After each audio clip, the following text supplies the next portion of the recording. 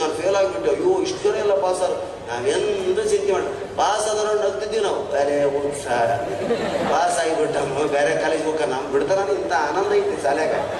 ಇದನ್ನ ಬಿಟ್ಟು ಹೋಗಕ್ಕೆ ಓದಿಸೋದನ್ನು ಬೈತಿದ್ವಿ. ಸಿದ್ಧಲಿಂಗ ಅಂತ ನನ್ನ ಸ್ನೇಹಿತ ಗುರುಗಳೇ, ಹಬ್ಬ ಹುಣ್ಣಿಮೆ ಜಾತ್ರೆ ಎಲ್ಲ ಕಡೆಗೆ ಇಡೀ ಊರಿಗೆ ಪ್ರಸಿದ್ಧ ಅವನು. ಶಾಲ್ಯಾಗ ದಟ್ಟ ಮಾರ್ಕಸ್ ತಗೊಂತಿದ್ದಿಲ್ಲ. ಅದ್ರ ಎಂತ ಜಾಣಿಲ್ಲ. ಏನೇ ಕೇಳಿ ನೀವು ಚಂದ ಸಮಾಜಮುಖಿಯಾದಂಥ ಉತ್ತರ ಕೊಡ್ತಿದ್ದ. ಬರೀ ಮಾರ್ಕ್ಸ್ ತಗೊಳ್ಳೋದು ದೊಡ್ಡದಲ್ಲ, ಸಮಾಜಮುಖಿಗಳಾಗಿ ಸಮಾಜಕ್ಕೆ ಉಪಕಾರಿಗಳಾಗಿ ನೀವು ಬೆಳಿಬೇಕು. ನಾನು ನೋಡಿನಿ ಭಾಳಷ್ಟು ಜನ ರ್ಯಾಂಕ್ ಕೊಡೋನು 97, 99 ತೊಗೊತಿದ್ದವ್ರು ಹಿಂಗಿರ್ತಾವ, ಹಿಂಗೆ ಮಾಡ್ತಿರ್ತಾವ. ಧೈರ್ಯನೇ ಇಲ್ಲ.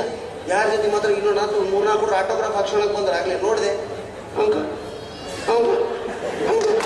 ಹಿಂಗೆ ಮಾಡೋದು. ಧೈರ್ಯ ಸಿಕ್ಕಿಲ್ಲ. ಅಂಕಲ್ ಒಂದು ಆಟೋಗ್ರಾಫ್ ಹಾಕ್ರಿ ಅನ್ನಕ್ಕೆ ಬರ್ಬಾರ್ದು. 99% ಅವ ಮತ್ತೆ ಹೋದ ಅಲ್ರಿ ಆಳಿನ ಸಹಿ ಆಗ್ತೇವೆ ಅಂದ್ರೆ ನೀವು ಕೇಳಿ ಗೊತ್ತಾಗ್ಬಿಡ್ತಿದೆ ಆರ್ಡಿನರಿ ಕ್ಯಾಂಡಿಡೇಟ್. ಧೈರ್ಯ ಮತ್ತೆ ಸುಟ್ಟ. ಇನ್ನು ಕೆಲವರು ನಾನು ಹಿಂಗೆ ನೋಡೋದು ಮರಿಗೆ ಹೋಗೋದ್ರಿ, ಹಿಂಗೆ ನೋಡೋದು ಮರಿಗೆ ಹೋಗೋದು. ಅವಾಗ ಮುಂದೆ ನಿಂತಾದ್ರೆ ಪ್ರಣೇಶ್ವರಲ್ಲ ಅಂದ್ರೆ ನಿಮಗೆ ಅದು ಕಾನ್ಫಿಡೆನ್ಸ್. ಹಿಂಗೆ ನಿಂದಿರೋದು ಕಲ್ತಂದ್ರೆ ಜಗತ್ತೇ ನಿಮ್ಮನ್ನು ಎಲ್ಲರೂ ಕರೀತಾರೆ. ಹಿಂಗೆ ಮಾಡಿದ್ರೆ ಅಂದ್ರೆ ಎಲ್ಲರೂ ದೂರ ಇಟ್ಬಿಡ್ತಾರೆ. ಅದಕ್ಕೆ ಧೈರ್ಯ ಪಡಿಬೇಕು. ನೀವು ತಂದೆ ತಾಯಿ ಇಬ್ಬರು ಮಕ್ಕಳಿಗೆ ಗ್ಯಾರಂಟಿ ಇದೆ. ಒಬ್ಬ ರ್ಯಾಂಕ್ ಬರ್ತಿರ್ತಾನೆ, ಒಬ್ಬ ಆರ್ಡಿನರಿ ಬರ್ತಿರ್ತಾನೆ. ಇರೋದು ಎಲ್ಲ ತಂದೆ. ಒಬ್ಬ ಇಲ್ಲಿ ಸೇರಿಸಿದ್ರೆ ಒಬ್ಬರು ಊರಾಗ ಇಟ್ಕೊಂಡಿರ್ತಾರೆ. ನಿಮ್ಮ ಅಣ್ಣನ ತಮ್ಮ ಊರಾಗದ, ನಿಮ್ಮ ತಂದೆ ಇಟ್ಟನ್ನು ಸೇರಿಸಿರ ಹೌದಾ? ಒಂದು ಮಾತ್ರಕ್ಕೆ ನೀವು ಸಣ್ಣರಲ್ಲ, ಅಲ್ಲಿದ್ದ ದಡ್ಡ ಅಲ್ಲ, ಅವನೇ ಬೇರೆ ಬೆಳಿತಾನೆ. ನಾನು ಅಮೇರಿಕಾದೊಳಗೆ 2.5 ತಿಂಗಳಿದ್ದಾಗ ಒಂದು ಬಹಳ ಸ್ಪಷ್ಟವಾದಂಥ ಒಂದು ವಿಷಯವನ್ನು ಗಮನಿಸಿದೆ. ಏನು ಅಂದರೆ, ತಂದೆ ತಾಯಿಯನ್ನ ಊರಲ್ಲಿ ಇಟ್ಟುಕೊಂಡು ಪೋಷಣೆ ಮಾಡ್ತಿರೋನು ರ್ಯಾಂಕ್ ಬಂದು ಸಾಫ್ಟ್ವೇರ್ ಆದ ಮಗ ಅಲ್ಲ. ವಿದ್ಯೆ ಹತ್ತದೆ ಊರಲ್ಲೇ ಕೂಲಿ ನಾಲಿ ಮಾಡಿದವನು ತಂದೆ ತಾಯಿಗೆ ಸಾಕಾಗ್ತದೆ. ಬಹಳಷ್ಟು ಉದಾಹರಣೆ ಕೊಡ್ತೀನಿ ನಾನು. ಅವ ರ್ಯಾಂಕ್ ಒಂದು ಸಾಫ್ಟ್ವೇರ್ ಆಗಿ ಅಮೇರಿಕ ಸೇರ್ಕೊಂಡು ಹೇಳ್ತೀನಿ ಲಗ್ನ ಮಾಡಿ ಅಂತ ಪಾಪ ಊರಾಗ ಎಲ್ಲರಿಗೆ ಬೇಕಾಗಿ ಅಲ್ಲಿ ಇಲ್ಲಿ ಕೆಲಸ ಮಾಡಿ ತಂದೆ ತಾಯಿನ ಪೋಷಣೆ ಮಾಡಕತ್ತ ಅಂತ ಉದಾಹರಣೆಗಳು ಬೇಕಾದಷ್ಟು.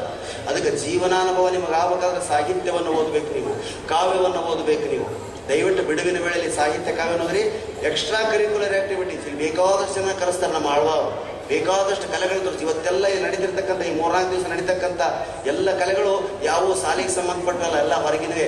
ಯಾಕೆ ಅವನ್ನ ನಾವು ಮಾಡಿ ತೋರಿಸ್ತಿದ್ರೆ ಹೀಗೂ ಬೆಳಿಬಹುದು ಜೀವನ. ಕೇವಲ ಒಂದು ಹಾಡು ಹಾಡಾಕ ಬಾಂಬೆಗೆ ಹೋಗ್ಬೇಡ ಅನ್ನೋದಕ್ಕೆ ಆದಿತ್ಯ ಸತ್ತೋದ ಎಂತ ಅದ್ಭುತವಾದಂಥದ್ದನ್ನು ಕಳ್ಕೊಂಡವ. ಒಂದು ಕ್ಷಣ ನಿರ್ಧಾರ ಚೇಂಜ್ ಮಾಡಿದ್ದಂದ್ರೆ ಒಂದು SP ಬಾಲಸುಬ್ರಹ್ಮಣ್ಯ ಅಂತ ಜೇಸುದಾಸ್ನಂತ ಗಾಯಕ ಆಗ್ತದೆ. ಒಂದು ಸಣ್ಣ ದುರ್ಬಲಕ್ಷಣ ಮರ್ತು ಬಿಡ್ಬೇಕಾದ್ರೆ ಹೋಗಿ ನಮ್ಮ ಸಿದ್ಧಲಿಂಗಿದ್ದಂಗೆ ಇರ್ಬೇಕು. ಮತ್ತೇನ ಬೇಗ ನಿಂಗಿರ್ಬೇಕು. ನಮ್ಮ ಉತ್ತರ ಕರ್ನಾಟಕದಾಗ ಭಾಳ್ರಿ, ಬೆಂಗಳೂರಾಗ ಭಾಳ ಮಂದಿ ಹಂಚ್ಕೊಂತಾರೆ, ಸಾಫ್ಟ್ ಇರ್ತಾರೆ. ನಮ್ಮ ಬೆಂಗಳೂರ ಮಂದಿ ಎಲ್ಲ ಜಗಳ ಆತಂದ್ರೆ ಹಂಚಿ ಬಿಡ್ತಾರೆ ರೀ. ಸಾಫ್ಟ್ವೇರ್ ಇಂಜಿನಿಯರ್ಗಳು ಹೋಗಂಗಿಲ್ಲ, ಸಾಫ್ಟ್ವೇರು ರ್ಯಾಂಕ್ ಸ್ಟೂಡೆಂಟ್ಗಳು ಜಗಳ ಆಗಲ್ಲ ಹೋಗಂಗಿಲ್ಲ. ಅಯ್ಯೋ ಅಲ್ಲೇನೋ ಜಗಳ ನೋಡೋದಿದ್ದಪ್ಪ, ಬ್ಯಾಡ್ ನಡೀತಾವ ಇವು ಆರ್ಡ್ ಇರ್ತಾವ, ಅಲ್ಲೇನೋ ಜಗಳ ನಡೀತಿಲ್ಲ ನೋಡೋಣ. ಆ ಜಗಳದ ಕಡೆಗೆ ಏನು ಹೋಗ್ತಾನ ಅವ ಕಾನ್ಫಿಡೆನ್ಸ್ ಸೂಚಿದೆ. ಧೈರ್ಯ ತಂದ್ಕೊಳ್ರಿ. ರಾತ್ರಿ ಒಬ್ಬರು ಹೊರಗೆ ಬರೋಂಗಿಲ್ಲ, ರಾತ್ರಿ ಎಲ್ಲೋ ಹೋಗಂಗಿಲ್ಲ. ಊರಿಗೆ ಬಿಟ್ರೆ ಅಪ್ಪ ಅಮ್ಮ ಬಂದ ಕರ್ಕೊಂಡು ಹೋಗ್ಬೇಕು. ಧೈರ್ಯವಾಗಿ ಅಡ್ಡಾಡ್ತಾರೆ ಕಲಿಬೇಕು. ನಮ್ಮನ್ನು ಯಾರು ಶಾಲೆಗೆ ಕಳ್ಸಕ್ಕೆ ಬರ್ತಿದ್ದಿಲ್ಲ, ಕರ್ಕೊಂಡು ಹೋಗಕ್ಕೆ ಬರ್ತಿದ್ವಿ. ನಾವು ಶಾಲೆಗೆ ಹೋಗೋ ವಿಚಾರನ ಮನೆಯಾಗ ಗೊತ್ತಿರ್ತಿದ್ವಿ. ನಮ್ಮ ಅಪ್ಪನ ಬಂದು ಕೇಳ್ತಾರೆ, ಅದೇ ನಿಮ್ಮ ಪ್ರಾಣಿ ಶಾಲೆಗೆ ಹೋಗಿ ಏನಂದ್ರೆ ಏನಂತ ಈ ಕಡೆಗೆ ಹೋದ ಶಾಲೆಗೆ ಹೋಗಿರ್ಬೇಕು. ಹಿಂಗೆ ಲೆಕ್ಕ ನಮ್ಮ. ಅದಕ್ಕೆ ಗ್ರಾಮೀಣ ಪ್ರದೇಶಗಳಲ್ಲಿ ಬೆಳೀತಿದ್ದು ಭಾಳ ಸುಂದರವಾದಂಥ ಪರಿಸರ ಐತೆ. ನಾನು ತಂದೆ ತಾಯಿಗೆ ಅದೇ ಹೇಳೋದು, ಮಕ್ಕಳನ್ನ ರಜೆಯಲ್ಲಿ ಮತ್ತೆ ನಿಮ್ಮ ಊರಿಗೆ ಕರ್ಕೊಂಡು ಹೋಗಿ ಅವ್ರಿಗೆ ಟೇಬಲ್ ಲ್ಯಾಂಪ್ ಅದು ಹಾಕಿ ಬಿಡಬಾಡ್ರಿ. ಹಳ್ಳಿಗಳಿಗೆ ಕಳಿಸ್ರಿ. ಹಳ್ಳಿಯಾಗ ನಿಜವಾದ ಜೀವನ ಐತಿ. ಸಿಟಿ ಲೈಫ್ ಅಯ್ಯೋ ಅವನಿಗೆ ಸ್ವೆಟ್ಟಿಂಗ್ ಆಗಲ್ಲ, ಸ್ವೆಟ್ಟಿಂಗ್ ಬಂದರೆ ಅವ್ನಿಗೆ ಒಂಥರ ಆಗುತ್ತಂತೆ, ಅವ್ನು ಯಾವಾಗಲೂ ಕೂಲಾಗಿ ಇರ್ತಾನೆ. ಬೇಡ, ಸ್ವಲ್ಪ ಸ್ವೆಟ್ಟಿಂಗ್ ಆಗ್ಬೇಕು. ಸ್ವೆಟ್ಟಿಂಗ್ ಆದ್ರೆ ಆರಾಮಾಗ್ತಾರೆ ಮನುಷ್ಯ. ನಾನು ಆಸ್ಟ್ರೇಲಿಯಾ ಸಿಡ್ನಿ ಒಳಗೆ 1.5 ತಿಂಗಳಿದ್ದಾಗ ಅಲ್ಲಿ ಜನ ಬಿಸಿಲಿಗಾಗಿ ಬಾಯಿ ಬಿಡ್ತಾರೆ ಸ್ನೇಹಿತರೆ. ಆಸ್ಟ್ರೇಲಿಯಾದಾಗ ಬಿಸಿಲೇ ಬೀಳಂಗಿಲ್ಲ, ಸೂರ್ಯನ ನೋಡಂಗಿಲ್ಲ, ಕೈ ಮುಗಿತಿರ್ತಾರೆ. ಅಪ್ಪ ಸೂರ್ಯ ಬಾರೋ ಬಾರೋ ಬಾರೋ.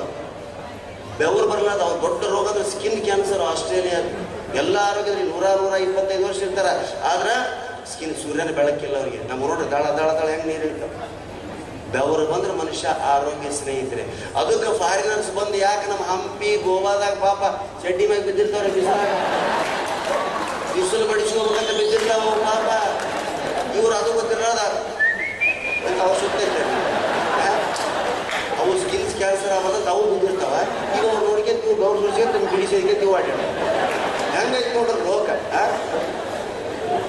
ಅದಕ್ಕೆ ಒಂದೊಂದು ಗಡಿದು ಒಂದೊಂದನ್ನು ಜೀವನವನ್ನು ಆಸ್ವಾದಿಸುವ ಸ್ನೇಹಿತರೆ. ಇಲ್ಲಿ ನಡೆಯುವಂಥ ಎಲ್ಲ ಸಾಂಸ್ಕೃತಿಕ ಕಾರ್ಯಕ್ರಮಗಳು ನಿಮ್ಮ ಸಲುವಾಗಿ ನಿಮ್ಮ ಜೀವನವನ್ನು ಮಾರ್ಪಾಡು ಮಾಡ್ಲಿಕ್ಕೆ ಒಂದಿರ್ಲಿಕ್ಕೆ ಒಂದು ಅಲ್ಲ. ಓದಬಾಡ್ರಿ ಅಂತ ಹೇಳಂಗಿಲ್ಲ ನಾನು. ಓದ್ರಿ, ರ್ಯಾಂಕ್ ಬರ್ರಿ. ಆದ್ರೆ ಯಾವುದೋ ಒಂದು ದುರ್ಬಲ ಕ್ಷಣದಲ್ಲಿ ಮನಸ್ಸನ್ನ ಸಾಕಪ್ಪ ಈ ಜೀವನ ಅಂತ ಅನ್ಸ್ಬಾರ್ದು. ಸಾಕು ಅನ್ಕೊಂಡ್ರೆ ಏನೂ ಸಾಧಿಸೋದಕ್ಕಾಗೋದಿಲ್ಲ.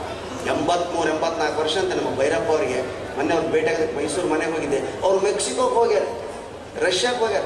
ಈ ವಯಸ್ಸಿನಾಗ ಅವ್ರಿಗೆ ಎಷ್ಟು ಉತ್ಸಾಹ ಐತೆ, ಎಷ್ಟು ಸಂಶೋಧನೆ ಮಾಡಿ ಬರೀತಾರೆ. ರವಿ ಬೆಳಗ್ಗೆ ಅವರು ಯುದ್ಧ ಭೂಮಿಗಳಿಗೆಲ್ಲ ಹೋಗಿ ಬಂದು ಪುಸ್ತಕಗಳನ್ನ ಬರೆದ್ರು. ಕಾರಂತರು ಇಡೀ ನಾಡಿನಾದ್ಯಂತ ಬಗಲು ಒಂದು ಚೀಲ ಹಾಕಿಕೊಂಡು ಅಡ್ಡಾಡಿ ಬರೆದ್ರು. ಎಂತೆಂಥ ಸಾಧನೆ ಮಾಡಿದ್ರು, ಹೆಂಗೆ ಅವ್ರ ಹೆಸರು ಉಳಿತು. ಅದಕ್ಕೆ ಜೀವನದಲ್ಲಿ ಅದ್ಭುತವಾದದ್ದಿದೆ ಸ್ನೇಹಿತರೆ. ಯಾವುದೋ ಒಂದು ದುರ್ಬಲ ಗಳಿಗೆಯಲ್ಲಿ ಜೀವನವನ್ನು ಹಾಳು ಮಾಡಿಕೊಟ್ರೆ. ತಂದೆ ತಾಯಿಗೆ ಒಬ್ಬ ರ್ಯಾಂಕ್ ಮಗ, ಒಬ್ಬ ಆರ್ಡಿನರಿ ಮಗ ಇರ್ತಾನೆ. ಪಾಠ ಮಾಡಾಕತ್ತಿನ ತಾಯಿಗೂ ಏನ ಕೇಳಿ ಉತ್ತರ ಕೊಡ್ತಾನೆ. ಹುಡುಗ, ಮಗು ಸ್ವಾತಂತ್ರ್ಯವಾಗಿ ಸಿಕ್ತಪ್ಪ, 1947 ಮಮ್ಮಿ, ವೆರಿ ಗುಡ್. 1857 ಸಿಪಾಯಿ ದಂಗೆ ಮಮ್ಮಿ, ವೆರಿ ಗುಡ್. ಇವ ಏನಕ್ಕೆ ಉತ್ತರ ಕೊಡಲ್ಲ, ಸಿದ್ಧಿಗೆ ಸುಮ್ಮನೆ ಕೂತ್ಬಿಟ್ಟ. 1947 ಏನಂತಲೇ ಗೊತ್ತಿಲ್ಲ ಮಮ್ಮಿ.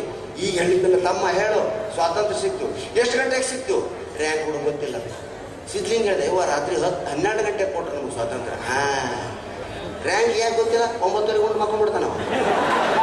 ಇವ 12 ಗಂಟೆ ಬಜಾರ್ದಾಗ ಅಡ್ಡಾಡ್ತಾನೆ. ಕರೆಕ್ಟ್ 12 ಗಂಟೆ ಕೊಟ್ಟರೆ ತಾನು ಎಡೆ. ಹೌದಾ? ಹಿಂಗೆ ಏನೇ ಪ್ರಶ್ನೆ ಕೇಳಿ ಇವ ಎಡವಟ್ಟು ಉತ್ತರ ಕೊಡುವ, ರ್ಯಾಂಕ್ ಚಲೋ ಕೊಡುವ. ತಾಯಿ ರ್ಯಾಂಕ್ ಹುಡುಗ ಮೇಲೆ ಭಾಳ ಪ್ರೀತಿ. ಶಬಾಷ್ ಮಗನೇ, ಶಬಾಷ್ ಶಬಾಷ್, ಪೂಜಾ ತಟ್ಟಿ ಒಳಗೆ ಕಳಿಸಿದ್ದು. ಬೈದಿವ್ನಿಗೆ ಓದ್ಸಾ, ಸ್ವಲ್ಪ ಸಾಲಿ ಕಡೆ ನಿಗಾ ವಹಿಸು, ನೋಡಿ ನಿಮ್ಮ ತಮ್ಮ ಹೆಂಗೆ ಸ್ಕೋರ್ ಮಾಡ್ತಾರೆ. ಸ್ವಲ್ಪ ಓದಿನ ಕಡೆ ಲಕ್ಷ್ಯ ಕೊಡು, ಸಾಲಿ ಕಡೆ ನಿಗಾ ವಹಿಸು ಆತಂದ್ರೆ ಎದ್ದು ಹೋಗ್ಲಿಲ್ಲ. ಯಾಕೆ ಎದ್ದು ಹೋಗಲಿ? ಯವ್ವ, ನಾನು ಕೆಲವು ಪ್ರಶ್ನೆ ಕೇಳ್ತೀನಿ, ಉತ್ತರ ಕೊಡ್ತೀನಿ. ಏನು? ನಮ್ಮ ಮನೆಗೆ ಸರಳ ಆಂಟಿ ಬರ್ತಾರೆ, ಗೊತ್ತೈತೇನೆ ನಿನಗೆ? ಇಲ್ಲ, ಗೊತ್ತಿಲ್ಲ. ಪ್ರೇಮ ಆಂಟಿ ಬರ್ತಾರೆ, ಗೊತ್ತೈತೇನೆ? ಇಲ್ಲ, ಗೊತ್ತಿಲ್ಲ. ಸರಳ ಆಂಟಿ ಯಾವಾಗೊಮ್ಮೆ ಬಂದು ಭೇಟಿ ಆಗ್ತಾರೆ, ಅಪ್ಪನ ಗೊತ್ತೈತೇನೆ? ಇಲ್ಲ. ನಿನಗೆ ಅಪ್ಪನ ಕಡೆ ಲಕ್ಷ್ಯ ಇಲ್ಲ, ಮನೆ ಕಡೆ ಸ್ವಲ್ಪ ನಿಗಾ ವಹಿಸು ಅಂತ. ರ್ಯಾಂಕು ಬರೀ ಓದಿನ ಮೇಲೆ ಕಂಡಿಟ್ಟಿರ್ತಾನ್ರಿ. ಆರ್ಡಿನರಿ ಹುಡುಗ ಮನೆ ಮೇಲೆ ಕಂಡಿಟ್ಟಿರ್ತಾನೆ. ಹಂಗೆ ನಾವುಗಳು ಓದಿನ ಜೊತೆಗೆ ಸಮಾಜದ ಮೇಲೆ ಕಂಡಿಡ್ಬೇಕು. ಈ ಸಮಾಜ ಹಂಗೈತೆ, ಈ ಸಮಾಜಕ್ಕೆ ನಾನು ಆದರ್ಶ ವ್ಯಕ್ತಿಯಾಗಿ ಏನು ಮಾಡಬೇಕು ಅನ್ನೋದನ್ನು ಯೋಚನೆ ಮಾಡಬೇಕು. ನನ್ನ ತಮ್ಮನ ಮಕ್ಕಳು ಇಡೀ ಕಾಲೇಜಲ್ಲಿ ಇದ್ರು. 87, 90 ತೊಗೊಂಡು ಮನೆಗೆ ಬಂದರು. ನನ್ನ ಮಗನ ಯಾವುದೋ ಬೇರೆ ಸಾಲಿಗೆ ಇಟ್ಟಿದ್ದೆ, ಅವ ಫೇಲ್ ಆಗಿಬಿಟ್ಟ ಮ್ಯಾಥಮೆಟಿಕ್ಸ್ನಾಗ. ಹಳ ಕಟ್ಟಿಬಿಟ್ಟು ನನ್ನ ಮಗ, ಅಪ್ಪ ನಮ್ಮ ಲೆಕ್ಕದಾಗ ಫೇಲ್ ಆದೇವು. ಭಾಳ ಚಲೋ ಆತಮ್ಮ, ಲೆಕ್ಕದಾಗ ಫೇಲ್ ಆದೆ ಅಂದ್ರೆ ಮುಂದೆ ಈ ದೇಶದ ಫೈನಾನ್ಸ್ ಮಿನಿಸ್ಟರ್ ಆಗ್ತಿದ್ದೀನಿ ಅಂತ ಹೇಳಿ. ಇಲ್ಲ 87 ತೊಗೊಂಡು ನೀನು ಆಳ್ವಾಸನಾಗಿದ್ದು, ನೀ IAS ಆಗ್ತಿಲ್ಲ. ಆಳ್ವಾಸನಾಗಿದ್ದು 87 ತೊಗೊಂಡ್ರೆ IAS ಆಗ್ತಿದಿ. ನೀನು IAS ಆಗಿ ನನ್ನ ಮಗ ಮಿನಿಸ್ಟರ್ ಆಗ್ತಾನೆ, ಅವನಿಗೆ PA ಆಗ್ರಿ ಅಂತ ಹೇಳಿ.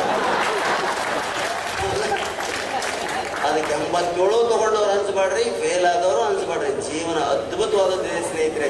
ಜೀವನದ ಒಂದೊಂದು ದಿವಸ ಕಲ್ಕತ್ತಾದ ಕಾಳಿ ಮುಂದೆ ಕೂತ್ಕೊಂಡು ಸಮುದ್ರ ದಂಡೆಯಲ್ಲಿ ಕೂತು ರಾಮಕೃಷ್ಣ ಪರಮಹಂಸರು ಕಣ್ಣೀರು ಹಾಕ್ತಿದ್ರಂತ ಸೂರ್ಯನ ನೋಡಿ. ಅಯ್ಯೋ ಸೂರ್ಯ ಮುಳುಗ ಕಟ್ಟಿ ಇವತ್ತು. ಇವತ್ತೂ ನನಗೆ ಕಾಳಿ ದರ್ಶನ ಆಗಲಿಲ್ಲ, ಇವತ್ತೊಂದು ದಿವಸ ವೇಸ್ಟ್ ಆತ ಅಂತ. ನಾವು ಸೂರ್ಯ ಮುಳುಗೋದನ್ನ ಆರಾಮ್ ನೋಡ್ಕೊಂಡು ತಿಂದಿರ್ತೀವಿ. ಸೂರ್ಯ ಮುಳುಗಿದೆ ಅಂದ್ರೆ ಅವತ್ತೊಂದು ದಿವಸ ಹೋದ ಸ್ನೇಹಿತರೆ ನಮ್ಮ ಜೀವನದಲ್ಲಿ. ಮತ್ತೆ ನಾಳೆಗೆ ಸೂರ್ಯ ಬರ್ತಾನೆ ನೋಡ್ರಿ. ಇವತ್ತಿನ ಡೇಟ್ ಎಷ್ಟು ಅದ್ಭುತ ಹೇಳ್ರಿ, 11/11/11. ನಮ್ಮ ಜೀವನದಲ್ಲಿ, ಯಾರ ಜೀವನದಲ್ಲಿ ಅದು ಇನ್ನೊಂದು ಸಾರಿ ಬರೋದಿಲ್ಲ. ಇಂಥ ಅದ್ಭುತವಾದ ಕಾರ್ಯಕ್ರಮ ಕೊಡ್ತಿರೋ ನಮ್ಮೆಲ್ಲರ ಪುಣ್ಯನೇ ಸರಿ.